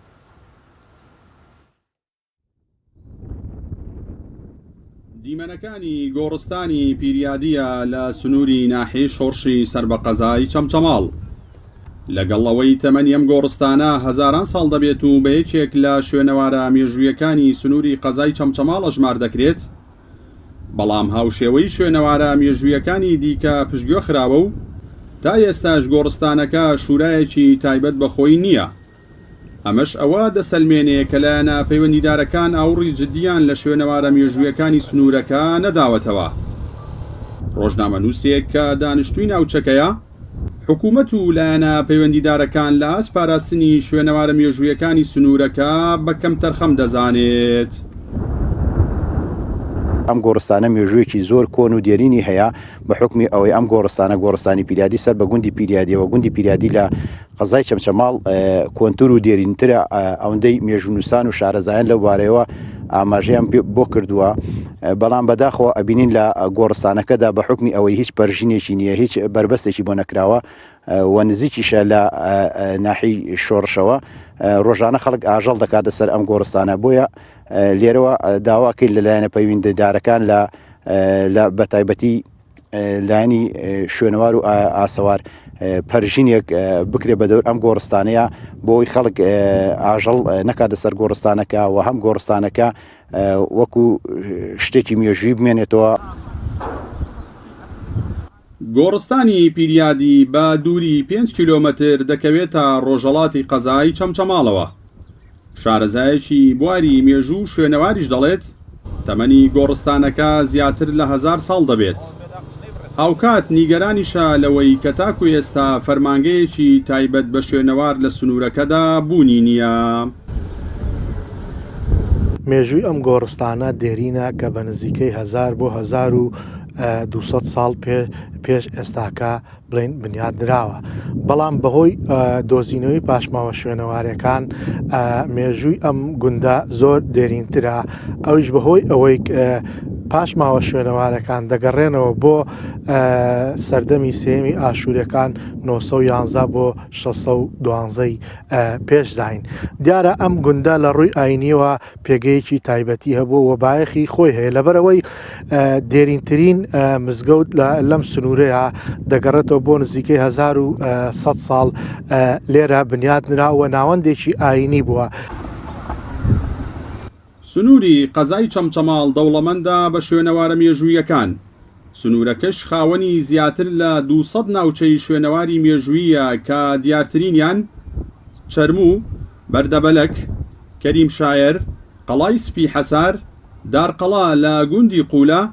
گردی سوور لە گورگەی کاک عەبدوڵڵا تورکا لە گوندی کانیسارد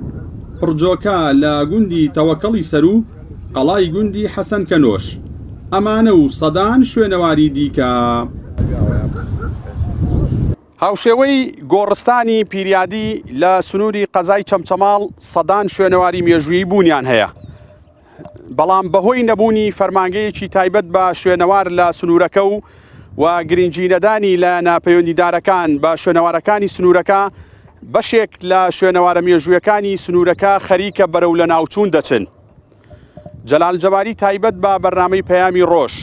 گۆڕستانی پیریادی لە سنووری ناحیەی شۆڕش.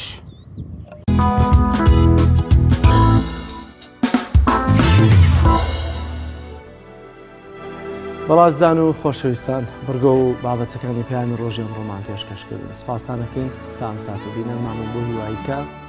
بەرگۆ بابەتەکانی ئەم ڕۆژمان جێگەی سوود و ڕێزامەندیەوەی عزیز و خۆشەویست بوو بێت سپاس بۆ هاوکارانم لە پشتی کامێرە و کۆنتڕۆڵ سپاس بۆ تۆشوانە